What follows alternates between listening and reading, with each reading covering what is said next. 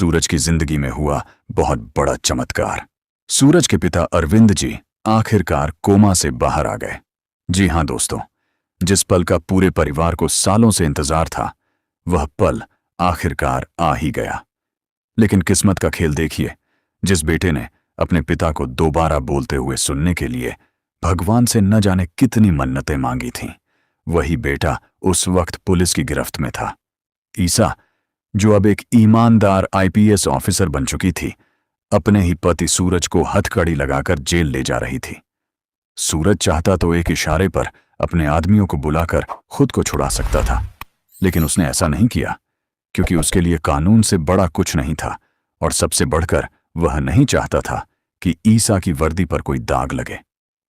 पूरे घर में मातम जैसा माहौल था।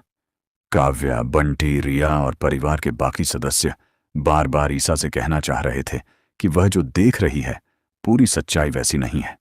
वे बताना चाहते थे कि सूरज किसी लालच या शौक में दादा भाई नहीं बना, बल्कि मजबूरी ने उसे अपराध की दुनिया में धकेल दिया था। जिस बिल्डर माफिया ने उसके पिता अरविंद पर जानलेवा हमला करवाया, उसी हमले में उसका छोटा भाई आरव हमेशा के लिए इस दुनिया से चला गया। उस एक हादसे ने पूरे परिवार की खुशियां छीन ली थीं। अरविंद कोमा में चले गए। मां की आंखों के आंसू कभी नहीं सूखे, और सूरज ने उसी दिन कसम खा ली थी कि वह अपने पिता और भाई के साथ हुई नाइंसाफी का हिसाब लेकर रहेगा। उसने कानून का साथ छोड़ना नहीं चाहा था, लेकिन हर दरवाजे से उसे सिर्फ निराशा मिली। जिन लोगों ने हमला करवाया, वे पैसे और ताकत के दम पर खुलेआम घूमते रहे। मजबूर होकर सूरज ने दादा भाई का रास्ता चुना, ताकि उन अपराध उसी भाषा में जवाब दे सके जो वे समझते थे। दूसरी तरफ ईसा जब आईपीएस बनकर लौटी, तो उससे यह पूरी सच्चाई छिपा ली गई। उसे सिर्फ इतना बताया गया कि शहर का सबसे बड़ा गुंडा दादा भाई है, और उसे किसी भी कीमत पर गिरफ्तार करना है। जब पहली बार उसे पता चला कि वही दादा भाई उसका पति सूरज है, तो उसके पैरों तले जमीन खिसक गई। फिर भी उसने अपनी वर्दी का फर्ज निभाया और भारी मन से सूरज को गिरफ्तार कर लिया। सूरज ने भी बिना किसी विरोध के अपने हाथ आगे बढ़ा दिए, से पूरे परिवार को रोक दिया, मानो कह रहा हो कि कोई भी ईसा को सच नहीं बताएगा। वह नहीं चाहता था कि ईसा अपने कर्तव्य और रिश्ते के बीच टूट जाए। लेकिन कमरे के एक कोने में व्हीलचेयर पर बैठे अरविंद जी सब कुछ देख और सुन रहे थे। महीनों से उनका शरीर साथ नहीं दे रहा था, लेकिन दिमाग हर बात समझ रहा था। उनके अंदर तूफान मचा हुआ था। वे बार बार अपने होंठ हिलाने की कोशिश करते, मगर आवाज नहीं निकलती। उन्हें लग रहा था कि अगर आज भी वे चुप रहे, तो उनका बेटा हमेशा के लिए अपराधी कहलाएगा, और उनकी बहू अपने ही पति से नफरत करती रहेगी। जैसे ही ईसा सूरज को लेकर घर से बाहर निकलने लगी, अरविंद जी ने अपनी पूरी ताकत जुटाई। उनके हाथ कांपने लगे, आंखों से आंसू बह निकले, और अचानक उनके होंठों से एक जोरदार आवाज निकली, रुक जा ईसा। यह आवाज सुनते ही पूरा घर जैसे थम गया। ईसा के कदम वहीं रुक गए।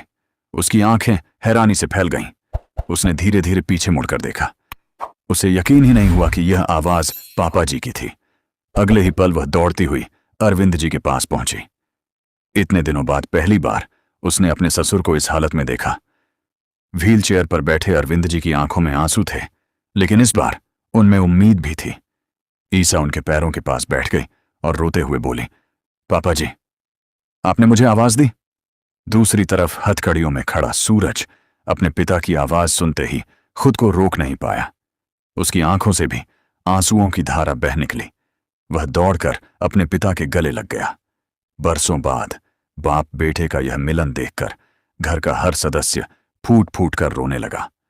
उसी पल सूरज ने फैसला किया कि अब एक पल भी देर नहीं होगी। उसने तुरंत डॉक्टर को फोन मिलाया और एम्बुलेंस बुलाने के लिए कहा। उसे पूरा विश्वास था कि अगर पापा जी को तुरंत अस्पताल ले जाया गया, तो शायद वे हमेशा के लिए कोमा से बाहर आ जाएंगे, और फिर वही अपने मुंह से पूरी सच्चाई ईसा को बताएंगे।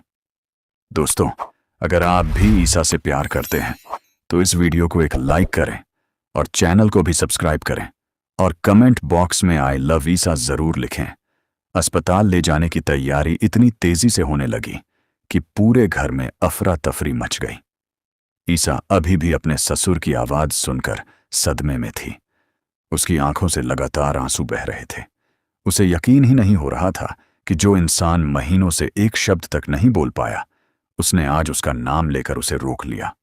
दूसरी तरफ सूरज के चेहरे पर महीनों बाद उम्मीद की एक हल्की सी मुस्कान दिखाई दे रही थी। उसने अपने पिता का हाथ मजबूती से पकड़ लिया और बोला, पापा, अब कुछ नहीं होगा। मैं आपको सबसे अच्छे अस्पताल लेकर जाऊंगा। इस बार आप बिल्कुल ठीक होकर घर लौटेंगे। लेकिन तभी ईसा ने अपने फर्ज को याद किया।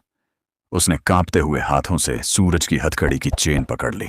उसकी आंखें भर आई थीं, मगर आवाज में मजबूरी थी। उसने कहा, सूरज, मैं चाहकर भी तुम्हें नहीं छोड़ सकती। मैं इस समय सिर्फ तुम्हारी पत्नी नहीं, इस जिले की आईपीएस ऑफिसर हूं। अगर मैंने कानून तोड़ा तो मेरी पूरी ईमानदारी पर सवाल उठ जाएंगे। यह सुनकर पूरे परिवार का दिल टूट गया।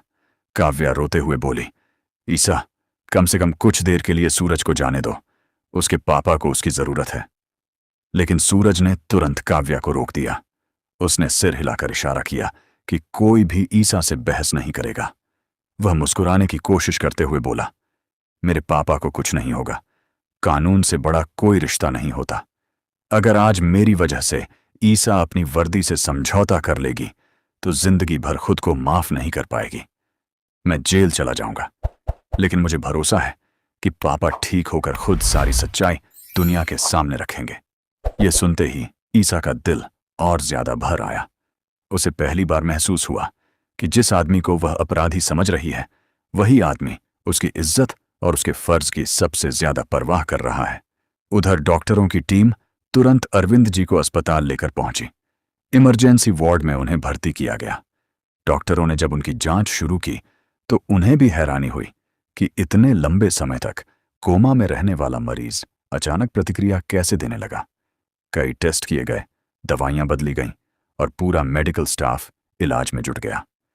बाहर इंतजार कर रही मां हाथ जोड़कर भगवान से बस एक ही प्रार्थना कर रही थीं कि आज उनका सुहाग बच जाए और उनका परिवार फिर से एक हो जाए। दूसरी तरफ जेल की सलाखों के पीछे बैठा सूरज बेचैन था। वह बार बार भगवान से यही दुआ मांग रहा था कि उसके पिता ठीक हो जाएं। उसी समय जेल में मौजूद एक सिपाही दौड़ता हुआ आया और बोला, सूरज, तुम्हारे पिताजी को होश आने की उम्मीद बढ़ गई है। डॉक्टर कह रहे हैं कि अगर अगले कुछ घंटे ठीक रहे तो वह पूरी तरह बोलने लगेंगे। यह खबर सुनते ही सूरज की आंखों से खुशी के आंसू निकल पड़े। उसने दोनों हाथ जोड़कर ऊपर देखा और धीरे से कहा, हे भगवान, अब बस मेरे पापा को ठीक कर दो। उसके बाद चाहे मेरी पूरी जिंदगी जेल में गुजर जाए, मुझे कोई शिकायत नहीं होगी।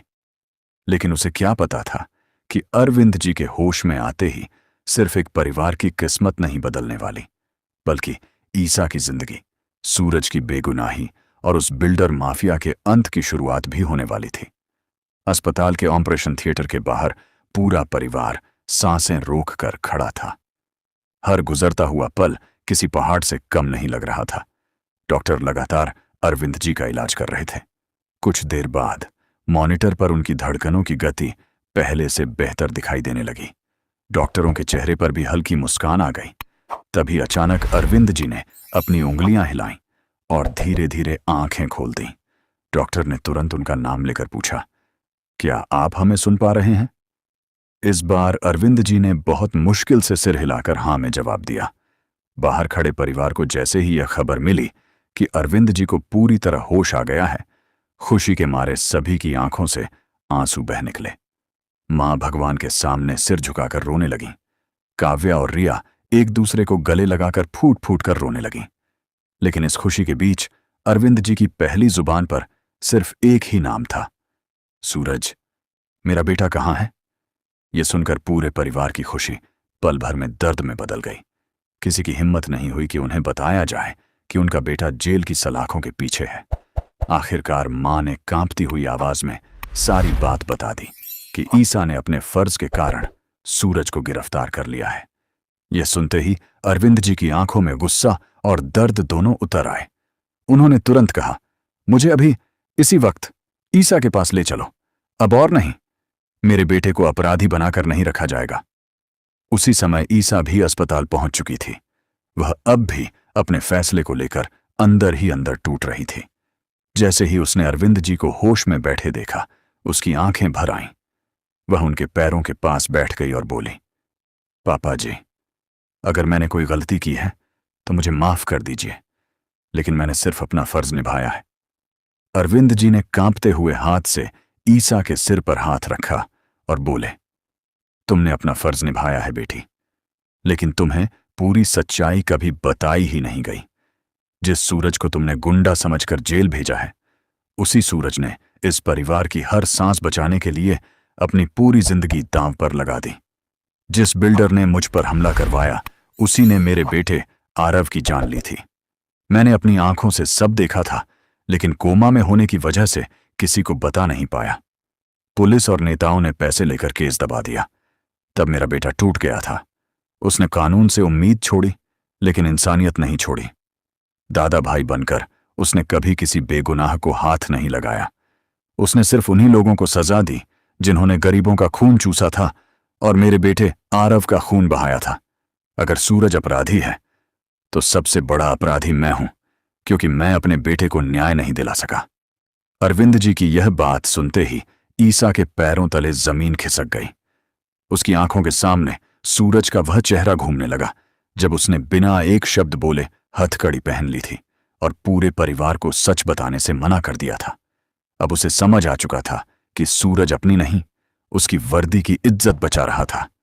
ईसा वहीं फूट फूट कर रो पड़ी और उसके होंठों से बस एक ही शब्द निकला, सूरज, मुझे माफ कर दो।